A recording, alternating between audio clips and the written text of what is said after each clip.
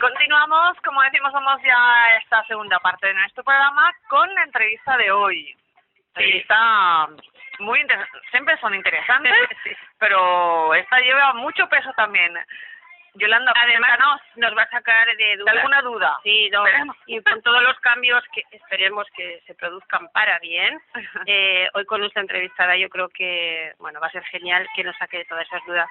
Hablamos con María Girona, que es abogada, es presidenta de la sección de Derecho Animal del Colegio de Abogados de Madrid y una luchadora, también tiene una fundación de caballos, muchísimo trabajo. Hola, buenos días, María. Hola, buenos días.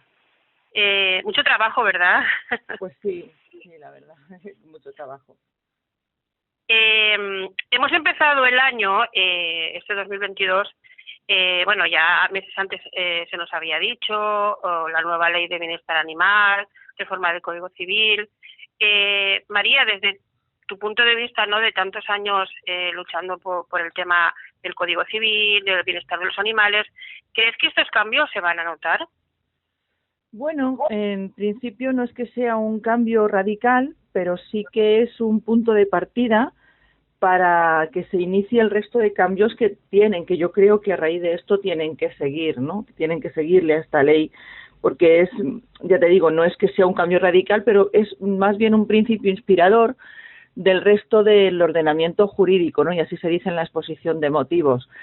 Y en el sentido de que todo el resto de resoluciones del resto de áreas del derecho pues tienen que, fallar y sus resoluciones mirar por el bienestar del animal. Es cierto que en el Código Civil se han previsto ciertas cosas, ¿no?, que antes no estaban previstas, pero no está, a mi modo de ver, no está totalmente, consolidado, ¿no? Hay muchos flecos sueltos. Hay muchas reformas que tienen que seguir a esta para que no queden desprotegidos los animales, como la reforma de leyes penales, como realmente si queremos que no sean cosas, es decir, cómo podemos decir que no son cosas y que son seres dotados de sensibilidad y sin embargo seguir hablando de propiedad, ¿no?, y de que se adquieren, se compran, se venden, es decir, son cabos sueltos pues que habrá que ir afilando, ¿no?, que habrá que ir concretando, pero bueno, es un buen punto de partida. Uh-huh.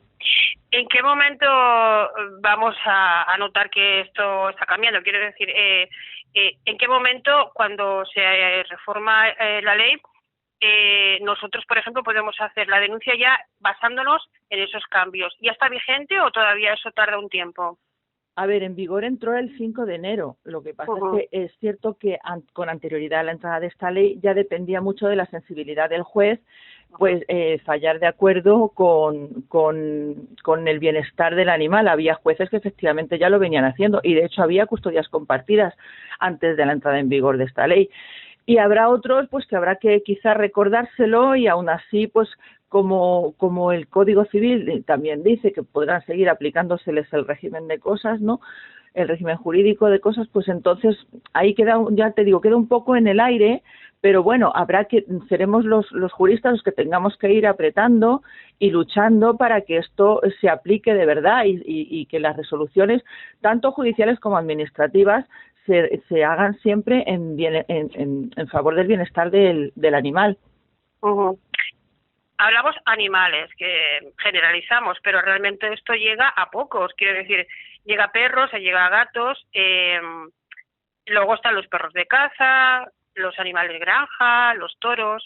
Bueno, difícil, ¿no?, llegar a todo.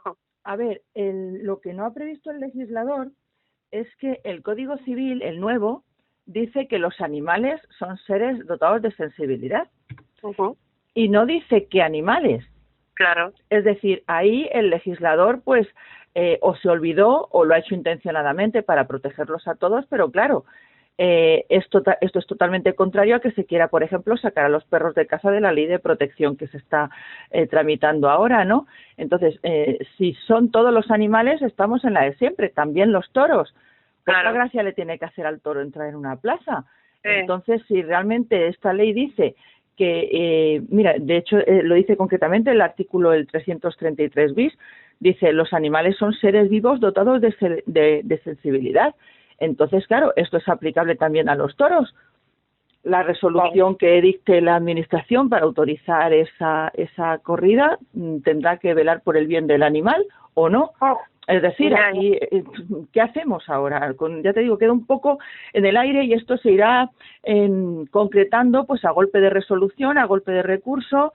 La Administración, los juzgados dirán una cosa, los abogados diremos otra, tendremos que recurrir y, bueno, pues a raíz de estos recursos y de estas resoluciones pues se irá concretando, ¿no?, en qué realmente se plasma esta reforma.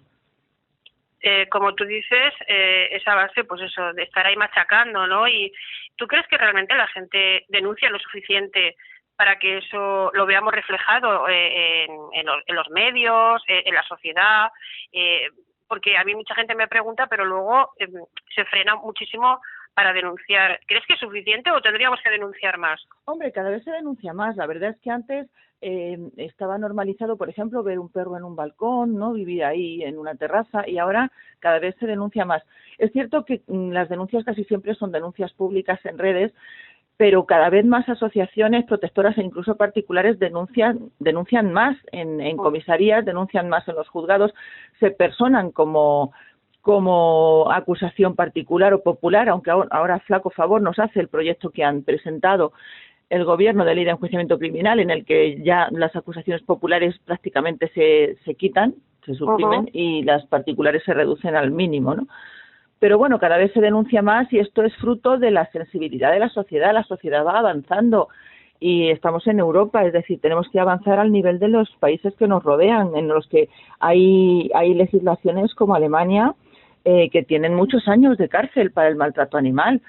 Incluso México tiene una legislación animal brillante, ¿no? En países que dirías, bueno, si es que están en Hispanoamérica, pues claro, tenemos que avanzar y nuestra sociedad, la mentalidad de la sociedad se nota que avanza en el sentido de no normalizar conductas que conllevan maltrato animal.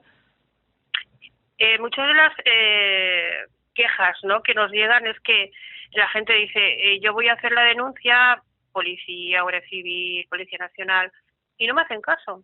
O sea, me dicen, no, eso no.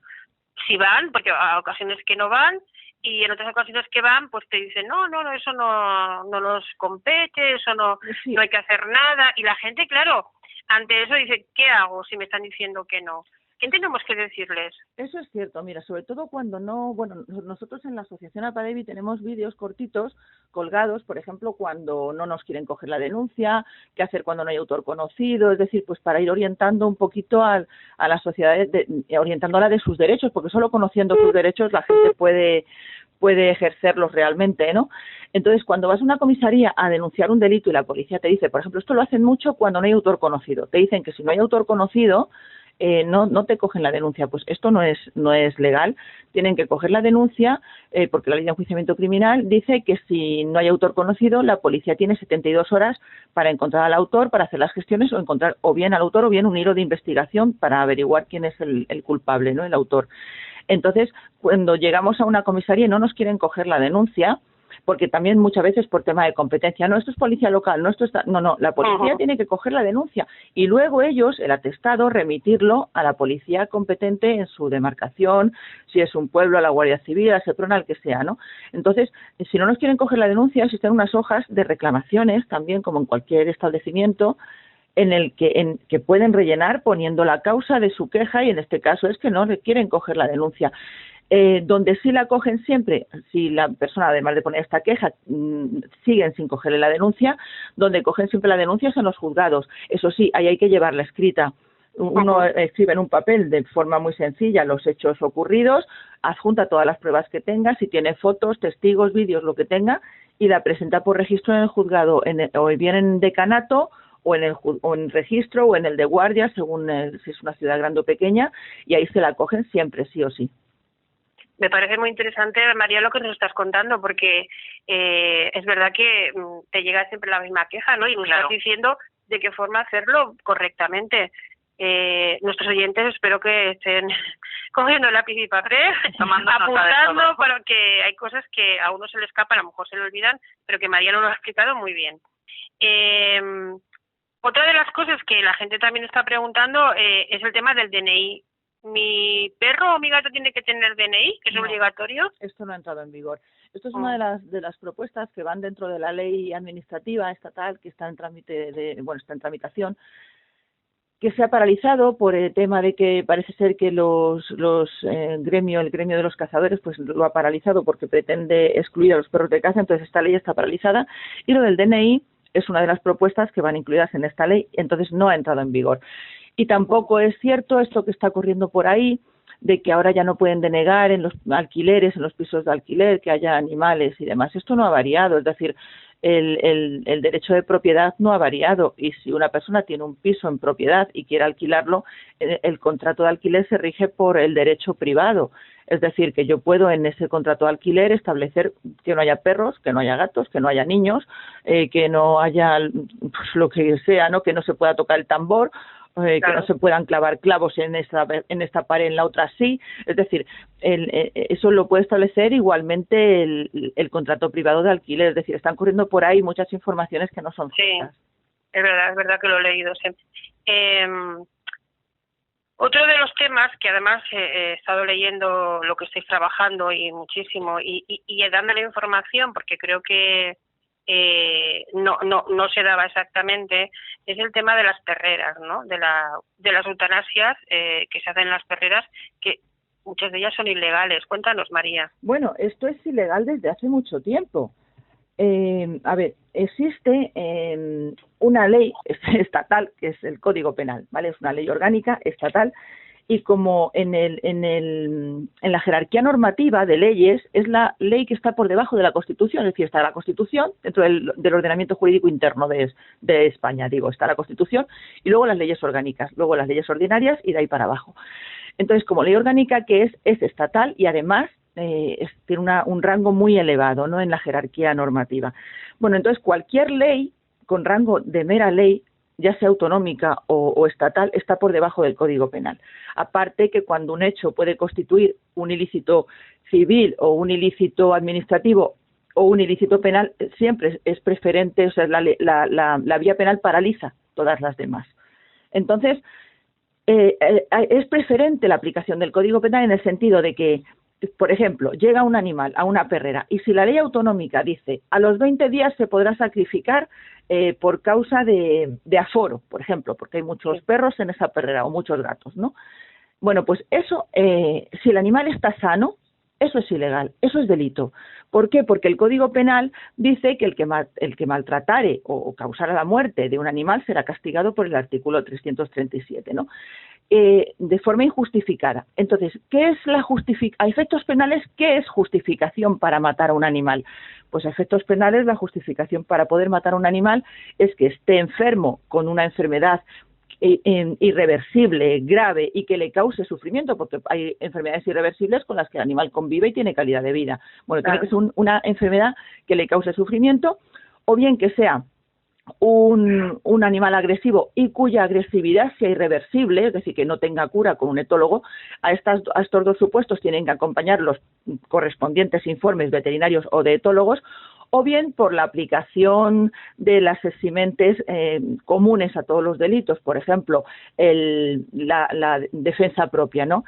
Si un animal te está mordiendo el cuello y te va a matar y tú le clavas un cuchillo, lógicamente es que o te dejas matar o le clavas el cuchillo, pero eso lo harías con una persona también que te esté matando, ¿no? Es decir, las eximentes comunes al resto de delitos. Quitando estos supuestos, matar un animal, fuera de estos tres supuestos que he dicho, matar un animal es delito. Lo que pasa es que está normalizado y yo estoy harta de ponerlo en las redes, de ponerlo en las publicaciones. Tengo un vídeo que tiene más de 100 y pico mil reproducciones, pero la gente lo ve y además lo discuten. Es decir, no, esto no es así. Bueno, pues tú piensas que no es así, pero la ley sí es así. Es decir, matar animales sanos, ya sean perreras, o bien el típico señor que se cansa de su perro y lo lleva al veterinario. Oye, lo quiero eutanasiar. Bueno, pues ahí comete el delito el propietario y el veterinario. Exacto. ¿Vale? Y el veterinario además tiene obligación de llamar a la policía y decir, este señor está cometiendo un delito por el artículo 262 de la Ley de Enjuiciamiento Criminal. Tiene obligación de llamar a la policía y decir, este señor pretende cometer un delito y pretende que lo cometa yo. Es decir, tiene que quedar claro que matar animales sanos, ya sea en perreras, en veterinario, en cualquier lugar, en España es delito. Y si alguien sabe que en una perrera han matado al perro Pepe o al gato Juan, tiene que denunciarlo, porque además, por el artículo 259 de la Ley de Enjuiciamiento Criminal, si sabe del delito, toda la persona que sepa de un delito tiene la obligación de denunciarlo y además está sancionado por este artículo que he mencionado. Por eso digo que estamos aprendiendo muchísimo, María, contigo, porque hay cosas de estas que a veces a mí me llega, es que he ido a recoger a mi perro y el perro ya lo habían eutanasiado, eso lo he oído muchas veces, ¿no? Y tenía propietario, que tampoco es verdad que hay comunidades, ¿no?, que tienen 20 días y a lo mejor a los 5 días el perro o el gato ya no está. Pues sí. O sea que yo animamos a que la gente denuncie. Si tenemos que denunciar una perrera, denunciemos a la perrera, porque es que si no, con esto no vamos a acabar nunca, ¿no? Bueno, pues como era un perro, era un gato, ¿no? Claro, y además las personas que saben de un delito y tienen las pruebas del delito y no lo denuncian, podrían incluso estar cometiendo delito de encubrimiento, es decir, están facilitando la impunidad de ese delito y la huida o la no persecución de ese delito, y que los culpables queden impunes. Eso constituye delito de encubrimiento. Entonces mucha gente dice, es que han matado a este perro y tengo el vídeo. Bueno, amigo, o denuncias o estás quizá cometiendo un delito de encubrimiento. Y además que, como digo, si es un particular, el 259, y si es un profesional, el 262 de la Ley de Enjuiciamiento Criminal, le obligan a denunciar. Me gustaría, tengo tantas preguntas que te vamos a llamar todas las semanas, sí, pero sí me gustaría algo más a nivel vuestro, ¿no? De comentar que tenéis una asociación que se llama APADEVI, que no lo he dicho al principio, que es una asociación para la defensa de víctimas de injusticias, y luego tenéis también un santuario de caballos, que me encantaría que nos hablaras del trabajo que estáis haciendo en ese santuario. Pues mira, nosotros cuando hicimos la asociación nace precisamente para las víctimas de injusticias humanas y no humanas. Lo que pasa es que lamentablemente las no humanas sufren muchísimas más injusticias que las humanas, y las humanas mira que sufren, pues imagínate los no humanos, ¿no? Entonces, bueno, pues a pesar de que nuestro trabajo es jurídico, pues cuando nos llegan casos de animales en los que tenemos un contacto directo, nosotros no podemos mirar para otro lado.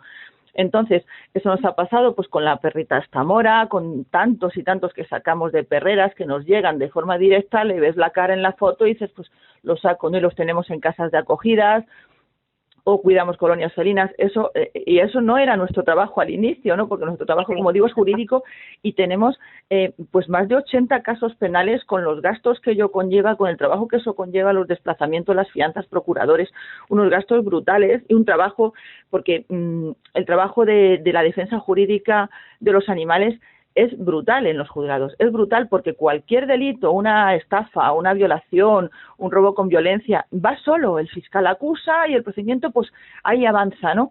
Pero en maltrato animal nadie ve delito, el juez no ve delito, el fiscal no ve delito, en un 90% de los casos tienes que andar recurriendo, te lo archivan, llegas a la audiencia provincial, llamas más testigos, llamas pruebas, viene el perito, te lo vuelven a archivar, vuelves a... Yo no tengo casos que hayan durado ninguno menos de 2 años, de 2, 3 para arriba, para que un tema de maltrato animal prospere, y esto a costa de recursos, citaciones de testigos, periciales, informes, necropsias, bueno, y cada uno un desplazamiento porque llevamos temas en toda España, ¿no?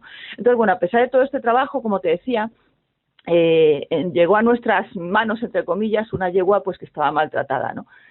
Y la recogimos y, claro, es lo que te digo, le miras a los ojos y dices, ¿cómo te meto en una cuadra, no? ¿Qué hago contigo, no? Que tampoco te puedo meter en mi casa, pesas 500 kilos, ¿no? Entonces, bueno, pues abrimos un santuario para esta yegua que estaba preñada cuando nos dieron el aviso, y entre que quisimos organizar todo, porque claro, Seprona ahí nos ayudó, hizo un trabajo formidable para presionar, ¿no?, al maltratador, porque no había, lo que digo siempre, no había suficiente delito como para que el juez lo incautara. Entonces, ¿qué hizo Seprona? Pues apretarle, porque este hombre tenía ovejas, perros, tal. Entonces, le multó, porque es que había motivo para multar a este hombre por todos sitios, y le dijeron, si... bueno, llegamos a ese acuerdo, ¿no? O cedes la yegua o te multamos también por la yegua. Entonces, bueno, pues ahí aprovechamos, nos la cedió, hicimos con él un contrato por el que jamás podría tener más equinos en su propiedad, ni en su finca, ni en ningún otro terreno que fuera de él. Y cuando quisimos preparar todo esto, pues había parido ya. Entonces nos trajimos a la madre y al potrito, y con ellos abrimos el santuario. Luego nos llegaron dos ponis más que estaban maltratadas también, de estas de carruseles. Luego nos llegó un caballo de salto, que como ya no saltaba, pues lo típico para chuletas, ¿no? Entonces, este caballo fue impresionante, el rescate impresionante. Tenemos en el YouTube de Apadevi colgada la imagen, porque cuando lo rescatamos lloró con lágrimas de agua, o sea, lloró. Es impresionante que el caballo, una de dos, o sabía dónde iba y lloraba de que mira dónde voy, o porque sabía que ya iba a vivir bien y lo habíamos rescatado, no lo sé, pero el caballo lloraba. Fue impresionante. Y bueno, pues ahí los tenemos, que por cierto aprovecho para decir que Filomena nos tiró el refugio y no hemos tenido dinero para levantarlo. Esperemos que ahora, si llega otra Filomena, pues no sé cómo lo haremos. Pero bueno, pues la gente que quiera apoyar al santuario, pues ahí está en las redes, en la página web de Apadevi. Cualquiera que quiera hacerse colaborador, pues eso, porque... Eso te quería decir, María, si de algo podemos ayudar, o sea, y eso también lo que estabas comentando, los gastos que supone todo el trabajo vuestro, de las denuncias, de procuradores, de todo, ¿no? Que la gente a lo mejor le da pena, por ejemplo, es lógico, ¿no? Ver los animales en una protectora, en un refugio y colaboran, ¿no? Porque dicen, pues sí, o viene una cirugía y necesitan dinero y que hay que apoyarlo, porque es que todo esto es a nivel privado, pero es que vuestro trabajo también es a nivel privado. Y sin embargo la gente a lo mejor no colabora tanto porque piensa, bueno, que lo paguen ellos, ¿no? Y es un trabajo. Es brutal. Me gustaría que eso lo recalcaras, ¿no? Y también el tema de a ver si se puede ayudar para que tengáis mejor el refugio. Pues mira, el santuario, imagínate, ahora mismo hay 5 caballos, el gasto que son 5 caballos, porque no es solo darles de comer, que ya comen, claro. Es el alquiler del terreno, la persona que los cuida, porque hay una persona ahí cuidada, lógicamente, para la atención de ellos, son los veterinarios, los cascos hay que hacérselos cada 3 meses, a los 5, que lógicamente no están errados, son caballos que están absolutamente en libertad. Hay que hacer los cascos cada 3 meses, hay que ponerle las vacunas, hay que desparasitarlos, a veces se ponen enfermos, sobre todo las ponis son muy propensas a lo que se llama enfosura, que es una enfermedad de las uñas muy, muy dolorosa, tremendamente dolorosa, y si no se coge a tiempo es mortal. Entonces, cada vez que una poni se nos enfosa hay que meterla en cuadras para que no se mueva, tratamiento veterinario de antibiótico, antiinflamatorios, duchas frías, tal, y eso pues nos cuesta cada enfermedad de cada poni pues cerca de 2.000 euros. Y el año pasado se nos han enfosado 2. Entonces, bueno, pues es un gasto brutal, tremendo. Y luego lo que dices tú, en los procedimientos judiciales llevan unos gastos tremendos, brutales, no solo en lo que es el abogado, que es lo de menos, porque el trabajo lo ponemos nosotros, pero es que nosotros para ser abogado tenemos que pagar despacho, tenemos que pagar autónomos, tenemos que pagar la luz, el internet, el tiempo, y es tiempo que le quitamos a nuestros clientes, pero es que además desplazamientos, si tienes una declaración en Cádiz a las 9 de la mañana, te tienes que ir el día de antes y pagarte un hotel y pagar el AVE, y luego que no te suspendan la declaración y tengas que volver a los 3 días, ¿no? Es decir, son gastos brutales, pero claro, todavía no hay mentalidad, o cada vez más, pero no hay mucha mentalidad todavía de que o condenamos el maltrato o no para, porque si un señor que ha tirado, por ejemplo, a su perro por la ventana se va de rositas, mañana tira otro. Solo hay una forma de que esto se vaya parando y es condenando seriamente el maltrato animal. Y en este sentido hay una reforma ahora, que además a raíz de una propuesta de Apadevi del año 2017 que hicimos en el Congreso, y por fin se ha sacado en fase de alegaciones, ¿no? Se ha sacado la consulta para propuestas de reforma del Código Penal. Y aprovecho para decir que lo tenemos público en el Facebook, el borrador que hemos hecho, para que todo el que quiera que se agraven las penas del Código Penal, que de verdad haya cárcel y condena para los maltratadores, puede coger nuestro borrador, poner sus datos y mandarlo. Nuestro trabajo es público y ponemos el trabajo jurídico, y que los demás puedan aprovecharse de ello y bueno, en pro del bienestar animal, ¿no? Y lo que comentábamos, ¿no? Si nosotros tenemos un teaming, como cualquier pequeña asociación, ¿no? O gran asociación, pero nosotros tenemos un teaming con 170 y pico teamers, ¿no? Estos son 170 y pico euros al mes, ¿no? Sí. Mi compañera y yo, que somos 2 abogadas las que estamos en Apadevi, fíjate la que tenemos ya dentro de España, las 2, las 2 horas. Pero 2 que valen por 2.000. Que valen. Gracias. Mira, tenemos el tema de las cotorras de Madrid, lo tenemos en el Tribunal Superior de Justicia. Eso supone que si perdemos, perdemos en costas, en la primera instancia y en la segunda. Las costas administrativas son entre 300 y 3.000 euros. Tenemos al Gobierno de España en la Audiencia Nacional por autorizar la caza, por las leyes de caza. Ahí es nada. Como perdamos este procedimiento, las costas podrían superar los 6.000 euros. Es decir, que ahí tenemos procedimientos en los que no se mete nadie. Por ejemplo, tenemos denunciado los ritos religiosos de matanza de animales, con lo que nadie se ha atrevido a meterse con este tema. Es verdad. Pues nosotros lo tenemos denunciado. De hecho, el defensor del pueblo se ha puesto de nuestro lado en este caso, ¿no?, para que conteste el ayuntamiento, con apercibimiento de declarar ayuntamiento hostil a Ceuta en las Cortes Generales. O sea que llevamos temas muy serios, muy graves, muy grandes, que podrían cambiar el ritmo del derecho animal en España. Tenemos denunciadas las escuelas taurinas. Lógicamente, nos están poniendo 1000 trabas, porque si se acaban las escuelas taurinas, se acaba la tauromaquia. Claro. Pero tenemos denunciadas las escuelas taurinas por maltrato animal. Es decir, en primera instancia se nos ha archivado, lo hemos recurrido en apelación, es decir, son cosas que van a la raíz del problema, a la tauromaquia, a la caza, y luego, claro, aparte de los casos individuales de un perrito, un gatito, un caballito, lo que sea, ¿no? Entonces, lo que decimos, pero claro, tanto mi compañera como yo tenemos que vivir, tenemos que pagar nuestra hipoteca, nuestros autónomos, nuestro despacho, nuestros hijos, nuestro santuario, todo. Entonces, lo que sí que quiero decir, si nosotros tuviéramos apoyos suficientes en el teaming, como hay asociaciones que tienen hasta 200.000 teamers. Es verdad. Yo no te digo tanto, no, desde luego, no aspiro a eso. Bueno, pero por pedir, oye, no vamos a quedarnos... Si nosotros tuviéramos 5 o 6.000 teamers, que supondría que no llegaría ni a la mitad de las costas que tenemos mensualmente, ¿no? Nosotras podríamos cerrar nuestros despachos y dedicarnos 100% al derecho animal. 100%, claro. Lo que pasa es que ahora mismo no tenemos medios y tenemos que mantener despachos donde tenemos todo tipo de casos, desde familia, divorcios, hasta penal. Yo llevo casi siempre penal, todo tipo de delitos, estafas, robo con fuerza. Estamos en el turno de oficio, estoy en el servicio de asesoría jurídica penitenciaria, también en las prisiones de Madrid para asesorar a los internos, en fin, que tenemos que tener nuestros medios de vida, ¿no? Entonces no damos para más, sinceramente. Bueno, María, lamentablemente el tiempo tampoco da para más, pero es tan interesante que yo creo que la citamos ya, María. Sí. Y animamos a que haya más abogadas y más abogados como María, que nos hacen falta. Y de verdad felicitaros por su trabajo. Yo espero de verdad que a través de la ayuda que sea, a través de las redes, que podáis, lo que tú dices, dedicaros de pleno a la defensa de los animales, porque sí que se notaría un gran cambio en España. Pues muchas felicidades, gracias, María, y a ti y a tu compañera. Un fuerte abrazo y un beso. Muchísimas gracias. Buenos días. Adiós. Hasta luego, María.